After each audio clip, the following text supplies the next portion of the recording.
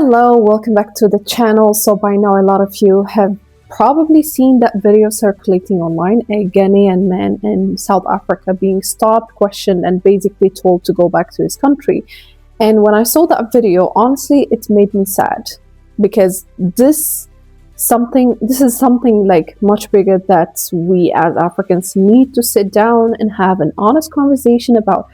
I am just getting straight into the point. So today we're going to talk about what happened, why it keeps happening, and what Pan-Africanism has to do with all of this. Stay with me because this one is important. We are fixing this continent. This thing of you guys moving from one country to the other, it's no longer working. We don't want this as African people anymore.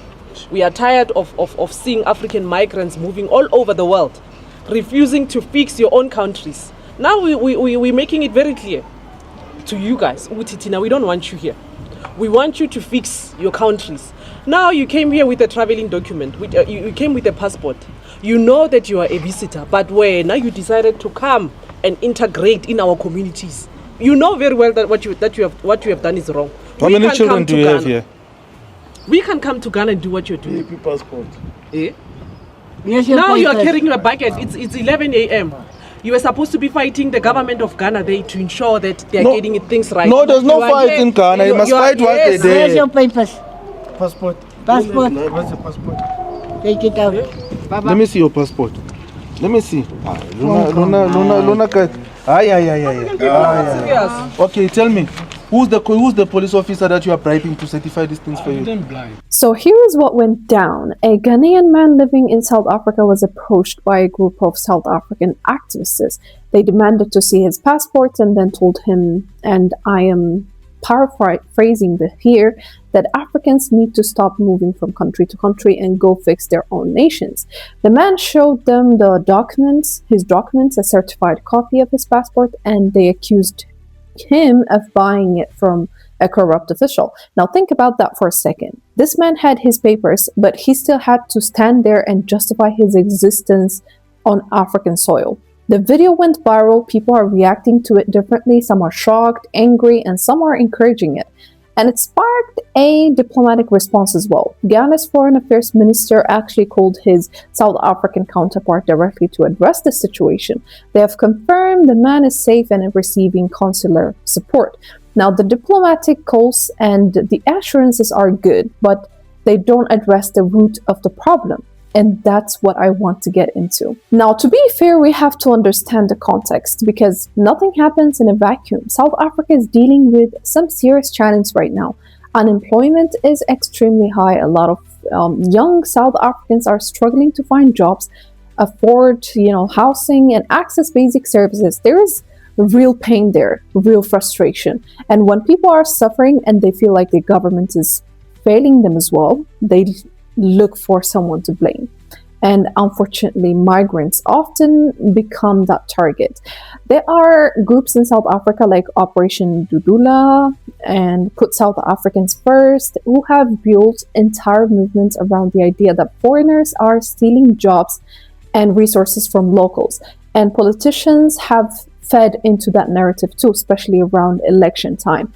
But here is what the data actually shows. Migrants are not the reason South Africa has high unemployment. The reasons, go so much deeper. Inequality left over from apartheid, corruption, poor economic management. There are systemic issues that existed long from before any Ghanaian man moved to Johannesburg. So what's happening here is real pain being directed at the wrong target, and that's a dangerous thing. Every single African watching this video, can an African truly be called an immigrant in Africa? I mean, the borders that divide this continent, Nigeria from Benin, Zimbabwe from Zambia, Ghana from Ivory Coast, those borders were not drawn by Africans. They were drawn in 1884 at a conference in Berlin, Germany, by European colonial powers who sat around a table and literally curved up our continent like it was a piece of cake. Right? They didn't ask us, they didn't consult our kings or our communities of that time. They just drew lines. And in some cases, those lines split the same ethnic group in two. The Iwi people were split between Ghana and Togo. The Maasai were split between Kenya and Tanzania. Families were separated overnight by borders that meant nothing to them culturally. So when someone tells a Ghanaian man he is a foreigner in South Africa, they are using a colonial tool to divide African people, whether they know it or not. Now let's talk about Pan-Africanism here, because this is important.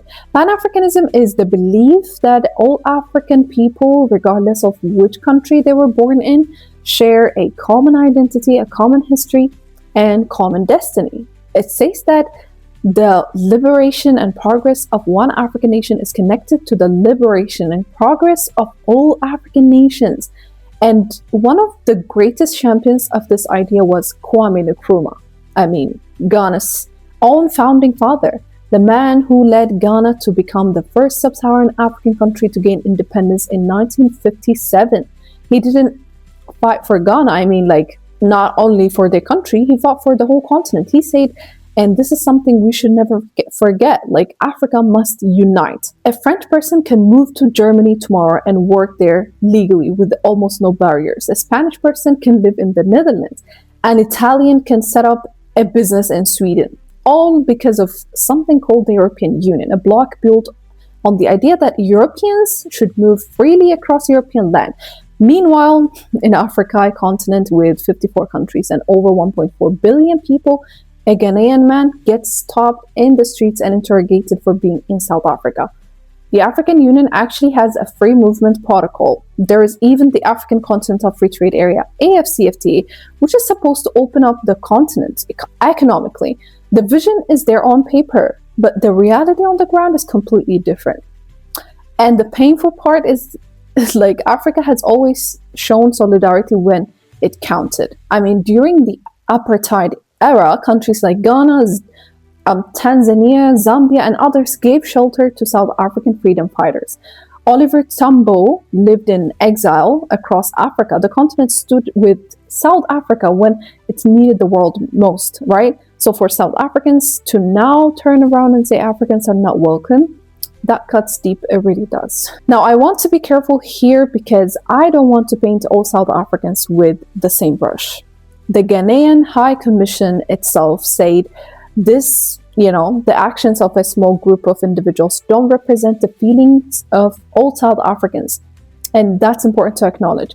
There are millions of South Africans who are welcoming, who believe in African unity, who are just as embarrassed by these videos as the rest of us. The problem is not South African people as a whole. The problem is a toxic narrative that has been allowed to grow, fed by politicians, amplified by social media, and rooted in genuine economic suffering that has never been properly addressed. And that narrative will keep producing these videos until the root causes are tackled. Now, finally, what I can say is that a Ghanaian man was stopped in Africa and asked to justify his presence. And instead of just being outraged, I want us to use maybe this moment to think deeper. We cannot keep using colonial borders as weapons against each other, right? We cannot keep blaming our brothers and sisters for problems that were created long before they arrived. And we cannot keep claiming to believe in African unity while treating Africans like strangers on their own continent. Pan-Africanism is a survival strategy because a divided Africa will always be a vulnerable Africa, and that is no good for anyone. There are no immigrants in Africa. There are only Africans.